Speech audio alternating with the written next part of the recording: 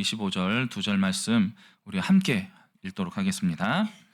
요셉이 그의 형제들에게 이르되 나는 죽을 것이나 하나님이 당신들을 돌보시고 당신들을 이 땅에서 인도하여 내사 아브라함과 이삭과 야곱에게 맹세하신 땅에 이르게 하시리라 하고, 요셉이 또 이스라엘 자손에게 맹세시켜 이르기를 하나님이 반드시 당신들을 돌보시리니 당신들은 여기서 내 해골을 메고 올라가겠다 하라 하였더라. 아멘. 할렐루야. 우리 함께 옆 사람과 인사해 볼까요? 꿈은 이루어집니다. 네, 우리 앞뒤로 다시 한번 인사하겠습니다. 꿈은 이루어집니다. 어디서 많이 듣던 멘트입니까? 우리 언제 이 멘트를 많이 외쳤죠? 그렇지, 2002년도에 우리 한일 월드컵 할 때 엄청난 꿈에 부풀어서 우리나라도 이제 월드컵을 개최하게 되었다, 승리의 영광을 향해서 달려가자 하면서 온 국민이 하나 되어서 꿈은 이루어진다 하면서 우리가 함께 외치지 않았습니까?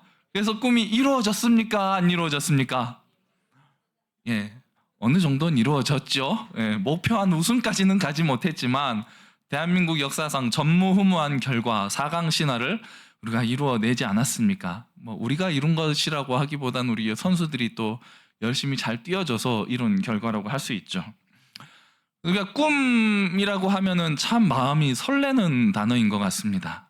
여러분은 어떠십니까? 꿈에 대해서 이야기를 하면 아직도 가슴이 설레시나요? 아직도 나는 꿈을 가지고 있어 하면서 마음이 설레십니까? 아니면은 그래, 꿈 내가 다 꿔봤는데 다 필요 없더라, 안 되더라 하면서 다 포기하고 이제는 다 내려놓고 이렇게 마음을 내려놓고 살아가고 계십니까? 우리 어렸을 때를 한번 잠시 생각해 보시길 바랍니다.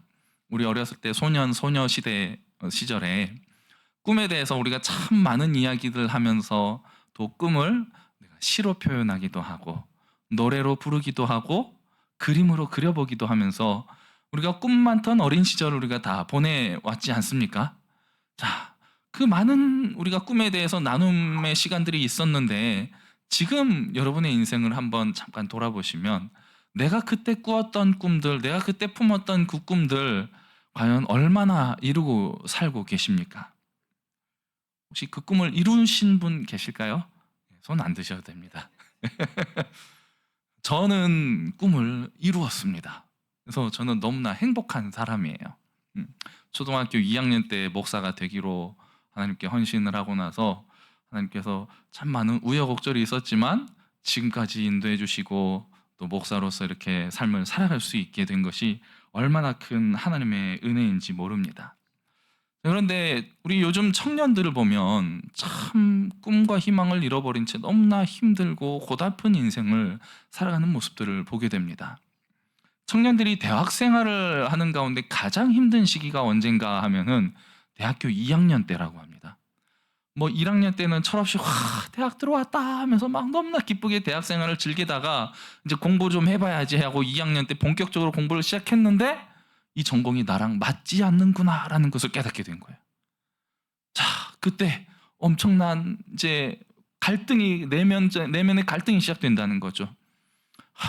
힘들게 공부해서 12년 동안 초등학교 6년, 중고등학교 6년 열심히 12년 공부해서 힘들게 이 대학의 문턱을 넘어서 들어왔는데 막상 공부를 해보니 이게 나랑 맞지 않는다는 거예요. 그런데 막 지금까지 내왔던 등록금도 아깝고 이 대학 생활을 지원해 주신 부모님의 그 노고와 헌신과 수고를 생각하면 내가 지금 와서 도저히 이 학과를 포기하지를 못하겠다는 거죠. 그래서 어쩔 수 없이 울며 겨자 먹기로 대학 생활을 마치고 나왔다는 거예요. 어찌어찌 대학을 마쳤는데 이제 먹고 사는 문제에 쫓겨서 아르바이트를 하게 되고 또 전공과 상관없는 직장 생활을 하게 되는 너무나 안타까운 현실들을 우리가 너무나 많이 보게 된다는 거죠. 자, 우리 아이들을 만나면 항상 어른들이 하는 질문이 있습니다. 뭡니까? 꿈이 뭐냐? 너는 어떤 미래를 꿈꾸고 있냐? 라는 질문을 하게 되죠. 과거에 여러분들 어렸을 때 꿈에 대한 질문을 받으면 대부분 답하는 내용들이 뭐였습니까? 대통령, 판사, 검사, 의사, 사자 들어간, 그리고 명예로운 직종을 우리가 많이 선택하고 꿈을 이야기하지 않았습니까? 요즘 아이들에게 꿈이 뭐냐 물어보면은 뭐라고 대답할까요? 다 필요 없고 무조건 돈 많이 버는 직종이에요. 돈 많이 버는 거. 가수, 연예인, 화려한 모습들. 그리고 가장 많이 이야기하는 꿈이 유튜버라고 합니다. 유튜버. 영상을 찍어서 올려서 별 수고는 하지 않은 것 같은데 많은 수익을 얻어낼 수 있는 유튜버가 가장 각광받는 직종 중에 하나로 지금 떠오르고 있다고 하죠.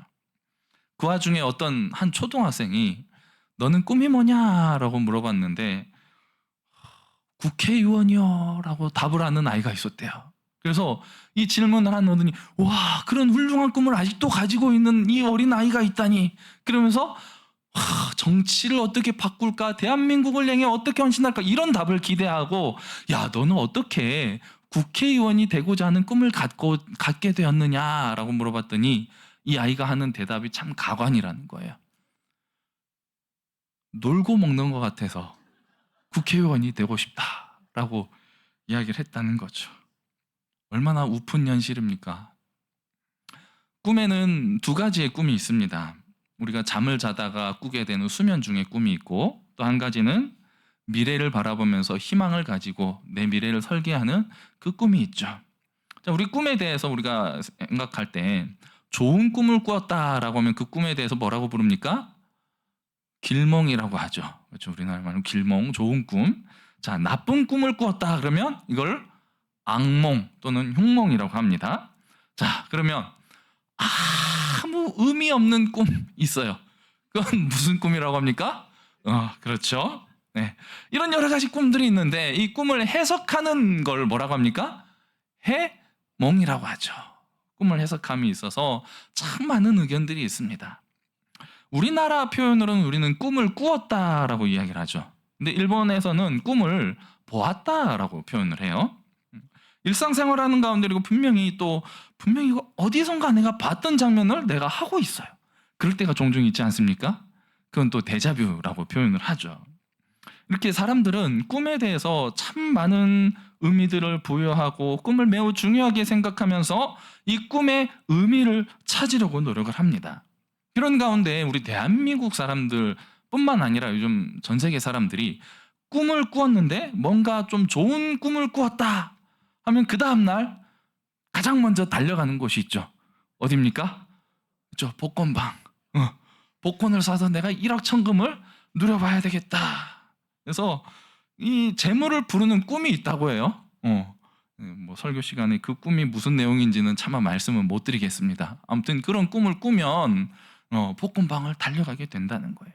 그래서 이 꿈을 통해서 여러 가지 의미를 찾고 꿈을 해석함으로 인해서 내 삶의 미래의 방향을 또 우리가 생각하게 되고 개척해 나아가려고 참 많은 사람들이 노력해 나간다는 거죠. 오늘 본문 말씀에 등장하는 요셉이라는 사람도 너무나 잘 아는 사람입니다. 우리가 이 요셉이 애굽에서 총리가 될 수 있었던 이유가 바로 이 꿈에 대한 문제로 인하였어요. 바로가 꾼 꿈을 의미를 찾고 이 꿈을 해석하고자 하는 과정 속에서 요셉이 등장하게 되죠. 그래서 애굽의 총리로 세워지게 됩니다. 다니엘이 바벨론에서 높아질 수 있었던 이유가 무엇입니까? 마찬가지였죠. 느부갓네살 왕이 꾼 꿈을 그 의미를 해석하고 그 의미를 찾고자 하는 과정 속에서 다니엘이 등장하게 되고 다니엘이 높임을 받게 되는 모습들을 보게 됩니다. 이렇게 성경에서 꿈은 하나님이 우리 사람들에게 하나님의 뜻을 전하고 미래를 보여주는 중요한 통로의 역할을 하게 되는 것이라고 볼 수가 있습니다. 구약 성경에서는 주로 하나님의 계획과 장래의 일을 우리에게 알려주는 도구로 꿈을 사용하십니다. 신약 성경에서는 어떤 경고나 소식을 전하는 수단으로 종종 등장하고 있는 모습을 보게 되죠. 오늘 본문에서 등장하는 요셉은 우리 성경의 전체에서 가장 유명한 꿈의 사람이라고 할 수가 있을 것입니다. 그래서 형제들 사이에서도 불렸던 별명이 뭡니까? 꿈꾸는 자였죠. 이 꿈꾸는 자라는 별명이 결코 좋은 의미로 부르는 게 아니에요. 꿈을 가지고 맨날 그 꿈을 자랑하는데 과연 그 꿈이 어떻게 이루어지나 한번 두고 보자. 비꼬는 마음으로 꿈꾸는 자여 꿈꾸는 자 이렇게 불렀다는 거예요. 우리나 오늘날 그리스도인이라고 하면 우리가 성도로서 아주 명예로운 호칭이라고 생각하지만 우리 교회 초기의 그리스도인은 사람들이 아주 낮춰 부르고 깔보는 그러한 의미로 그리스도인이라는 단어를 사용했다는 거예요. 마찬가지로 요셉은 꿈꾸는 자라는 별명을 가지고 있었죠. 17세의 소년의 때에 2개의 꿈을 꾸게 됩니다. 형제들의 벽곡단이 자신의 벽곡단으로 나와서 절을 하는 꿈이에요. 두 번째는 해와 달과 11별이 자기에게 와서 절을 하는 꿈을 꿉니다. 이 꿈을 꾸고 나서 얼마나 마음이 기뻤는지 막 두근두근 하는 거예요. 와, 하나님이 내 미래를 어떻게 이끌어 가실까?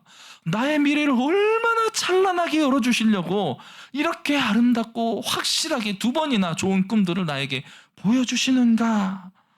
기대감으로 충만해져서 다른 사람들이 꿈을 들을 때 그 기분이 어떨지는 전혀 생각하지 않아요. 그리고 막 형님들을 불러서 형님들 내가 어젯밤에 꿈을 꾸었는데 막 형님들의 벽곡단이 나한테 막 자랑을 하는 거예요. 나중에 아버지 엄마까지 다 불러가지고 엄마 아빠 형님들 다 모여봐야 하면서 내가 간밤에 이런 꿈을 꿨는데 하면서 막 자랑하는 거예요. 형님들은 이 모습을 보고 너무나 시기 질투를 하는 거죠. 안 그래도 평소에 아버지에게 특별히 사랑을 받아서 형님들 다 제껴놓고 지 혼자 채색옷 얻어입고 아버지한테 온갖 좋은 칭찬과 좋은 먹을 것 다 받아먹고 그러면서도 형님들 잘못한 거 덮어주지는 못할 망정 아버지한테 맨날 고자질하고 일러가지고 자기들 미움받게 만드는 이 꼴 보기 싫은 요셉 얼마나 보기 싫었겠어요. 그런데 거기다 대고 꿈 이야기를 통해서 자기들을 무시하는 듯한 발언까지 계속하면서 막 떠들어대니 얼마나 눈에 가시가 됐겠습니까? 37장 11절 말씀을 보면 그의 형들은 시기하되 그의 아버지는 그 말을 간직해 두었더라라고 이야기를 하고 있습니다. 형제들은 다 시기했는데 아버지는 그 마음을 마음에 간직해 두었다라는 거예요. 결국 13년이 흐르고 나서 30세가 되었을 때 요셉이 애굽의 총리로 이렇게 꿈을 이루게 되는 모습을 보게 되죠. 그런데 그 13년의 인생이 결코 순탄하지는 못했습니다. 오히려 요셉의 인생은 완전히 끝장났다라고 볼 수가 있어요. 완전히 폭삭망한 거예요. 폭삭망의 수다. 꿈으로 인해서 형제들에게 시기와 질투의 미움을 받고 어떻게 됩니까? 결국 애굽의 노예로 팔려가 버리죠. 가족들과 떨어져서 완전히 인생이 끝난 것 같았습니다. 그런데 거기서 더 이상 내가 떨어질 나락이 어디 있나? 그런데 거기서 또 떨어질 구색이 있었던 거예요. 억울한 누명을 써서 감옥에 갇히게 되죠. 그런데 요셉은 그런 어떠한 상황이 그에게 주어졌던지 하나님이 주신 꿈을 포기하지 않았다는 것입니다. 그러면서 매 순간 하나님이 나와 함께 하신다. 하나님이 나와 함께 하신다. 이 사실을 믿고 거룩한 삶을 살아가기를 힘썼고 매일매일 성실한 삶을 살아가기를 힘썼다는 것입니다. 이것이 바로 하나님이 주신 꿈을 가진 사람의 특징입니다. 인생의 목표가 분명한 사람, 하나님과 동행하는 사람의 특징이라는 것이죠. 반면에 자기 꿈을 품은 사람들은 늘 인생이 불안하고 괴롭습니다. 미래가 불확실하기 때문에 자기 힘으로 뭔가는 막 해보고 이루어 보려고 하는데 결국 현실에 부딪히면 내가 너무나 작고 연약하고 부족한 존재라는 사실을 깨달을 수밖에 없게 된다는 거예요.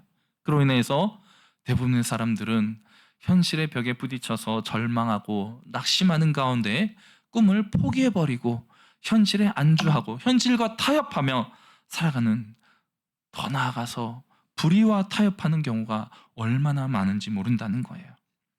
하지만 하나님이 주신 꿈을 품은 사람은 전혀 다른 모습으로 살아간다는 것입니다. 눈앞에 닥쳐오는 그 현실에 마음과 삶이 흔들리지 않는다는 거예요. 마음이 너무나 단단하여서 하나님을 믿는 믿음으로 인하여서 굳건하게 그 삶이 세워져 나아간다는 것입니다. 왜 그렇습니까? 하나님이 이루어 주실 것을 믿기 때문에 현재의 눈앞의 상황이 전혀 중요하지 않은 것입니다. 그런 사람은 하나님의 때를 기다리며 인내하고 참으며 자기 자신을 지켜 나아갈 줄 아는 사람이라는 거예요. 실패를 두려워하지 않습니다. 하나님이 분명히 다시 일으켜 주실 것을 믿기 때문이죠. 상황과 사람들을 원망하지 않고 지금 나에게 주어진 일들에 집중하여서 최선을 다해서 그 일들을 감당해 나아가는 거예요. 이런 사람들은 내가 무엇을 해야 할지를 분명히 알고 내게 주어진 일들을 최선을 다해서 해 나아가는 사람들입니다.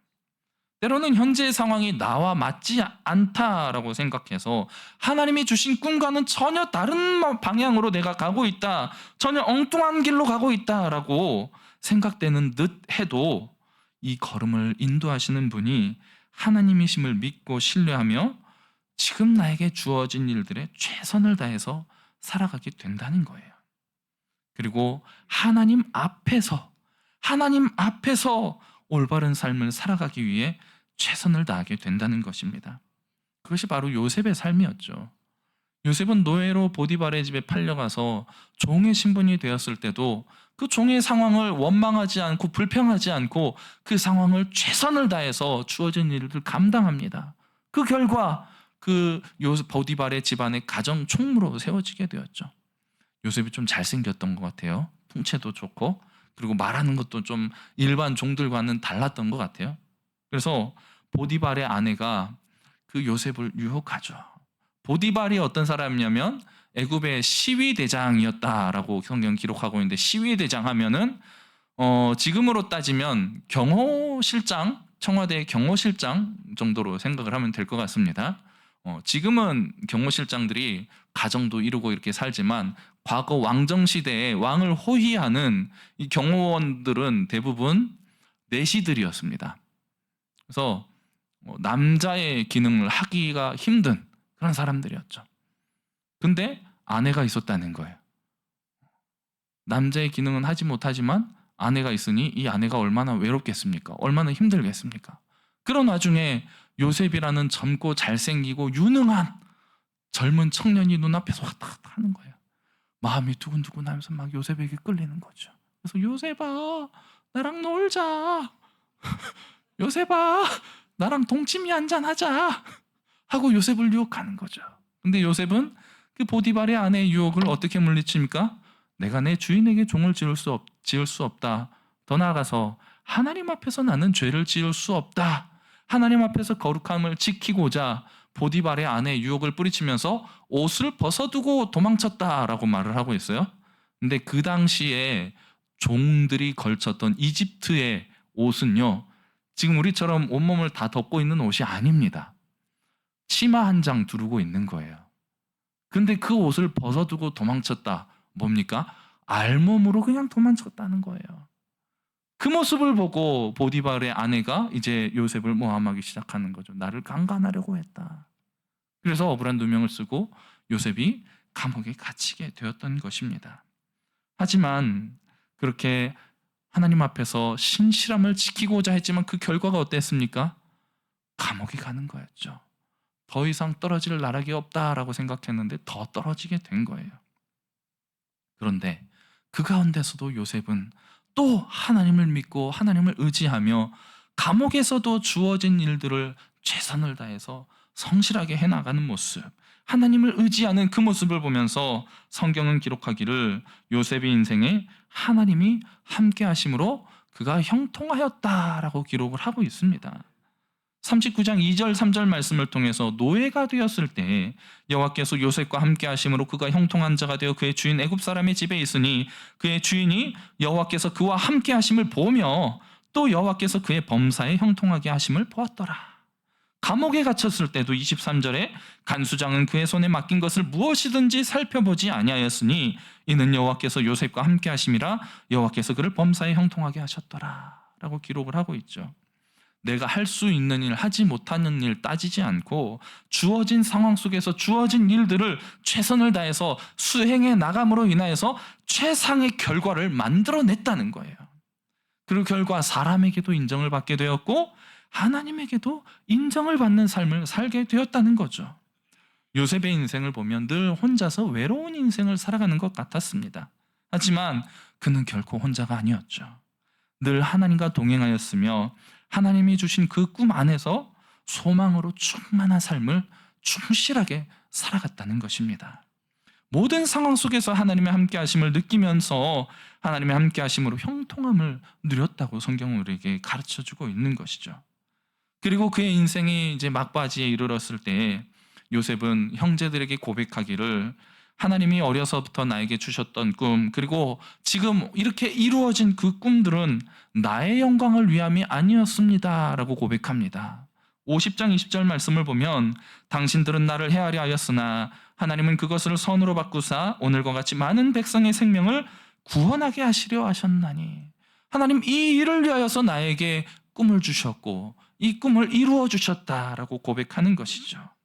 생명을 구원하고 살림으로 인하여서 결국 하나님의 영광이 드러나도록 하나님 나의 삶을 이끌어 주셨다라는 것입니다.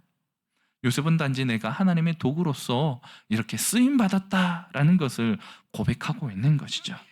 그런데 사람의 꿈은 대부분 어떻습니까? 자기 자신의 영광에 초점이 맞추어져 있습니다. 개인의 성공에 초점이 맞추어져 있죠. 하나님의 꿈은 개인의 성공과 영광을 위한 것이 아닙니다.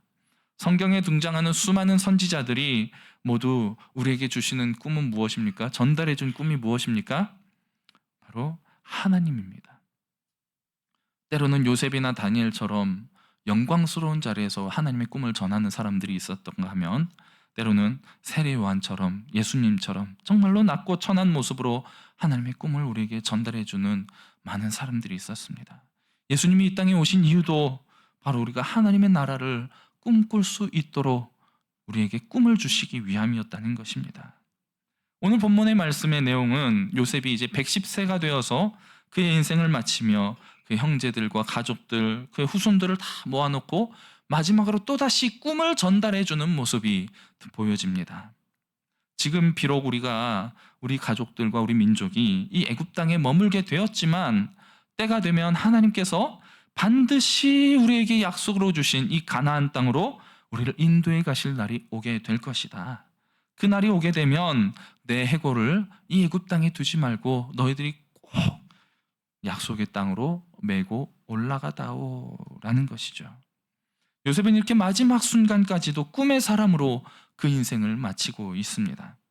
17세 소년의 때에 받은 꿈을 간직한 채 정말로 매일매일 성실하게 그 인생을 살아왔으며, 마지막 110세에 숨을 거두기 전까지도 여전히 요셉은 꿈을 꾸며 그 꿈을 전하는 모습을 우리에게 보여주고 있는 것이죠. 요셉의 이 마지막 당부는 우리에게 너무나도 중요한 것들을 가르쳐주고 있습니다. 내가 이곳에서 이 놀라운 성공을 이루어서 털을 닦아놓은 이 애굽 땅에서 너희가 영화를 누릴 길을 찾으라는 것이 아니에요. 하나님이 주신 약속의 땅을 바라보면서 그 땅을 기억하면서 그 땅으로 다시 돌아가게 될 날을 소망하는 가운데 인내하고 기다리라라는 것입니다. 그런데 그날은 분명히 오게 될 것이다.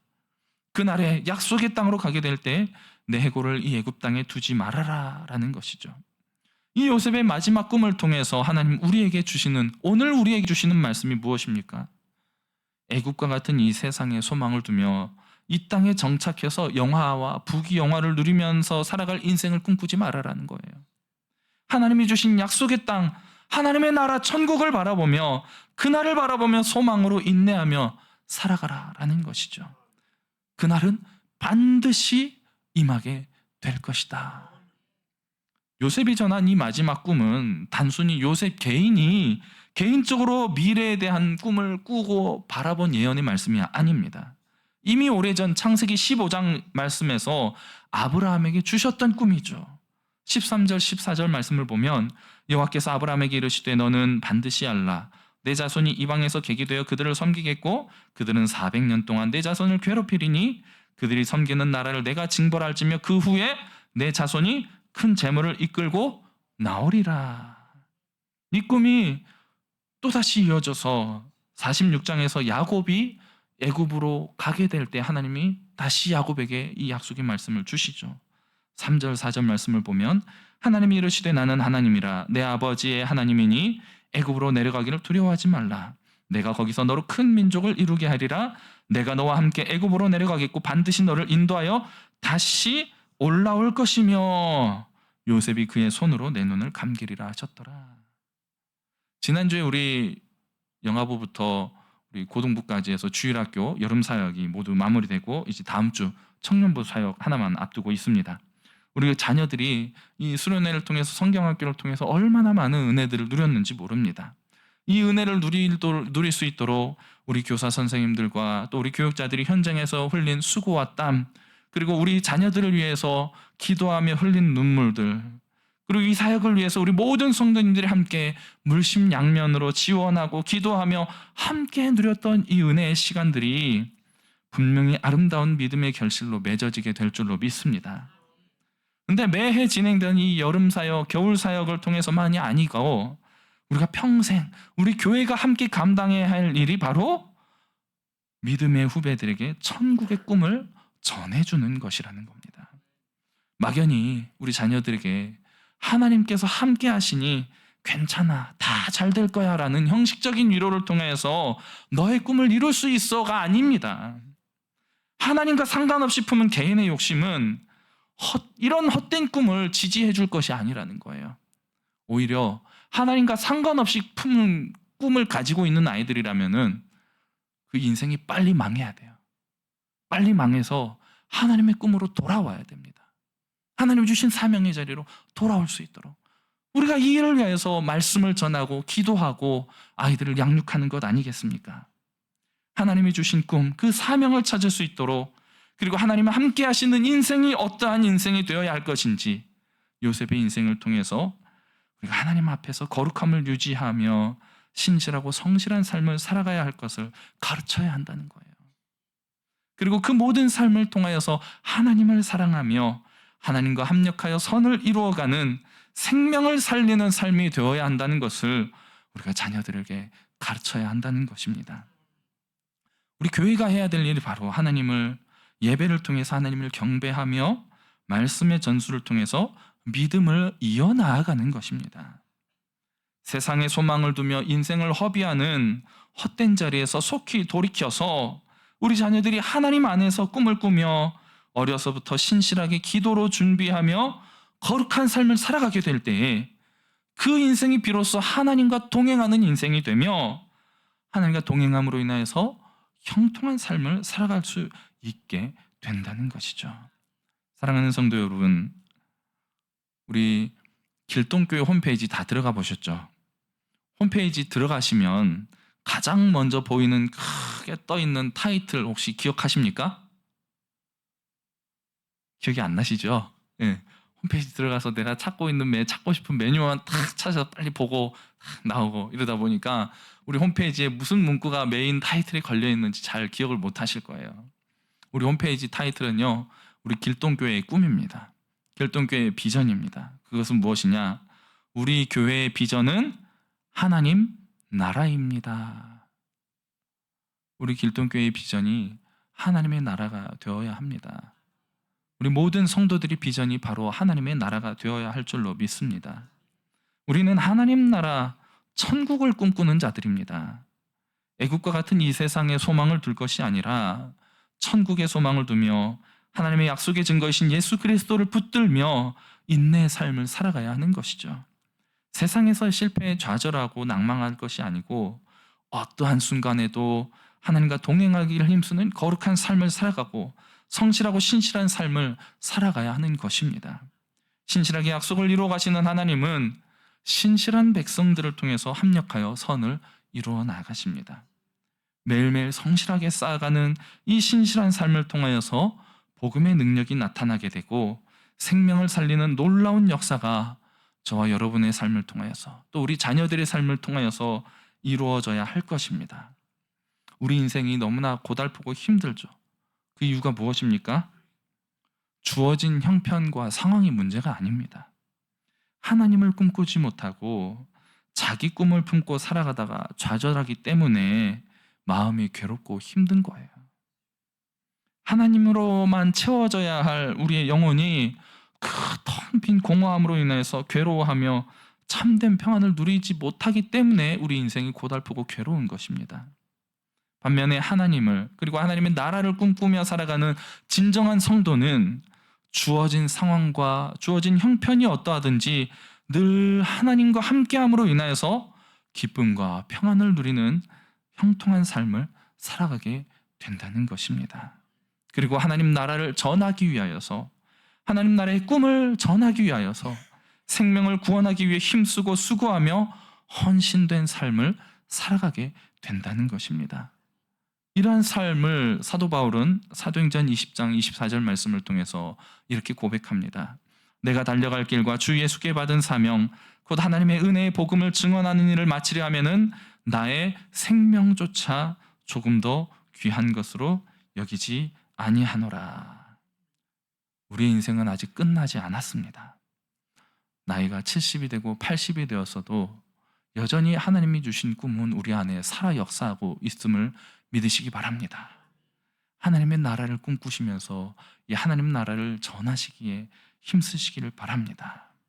우리 인생이 다하기까지 하나님 나라를 꿈꾸며 하나님 나라를 우리 형제 자매, 우리 후손들에게, 우리 이웃들에게 전하기를 힘쓰시기를 바랍니다.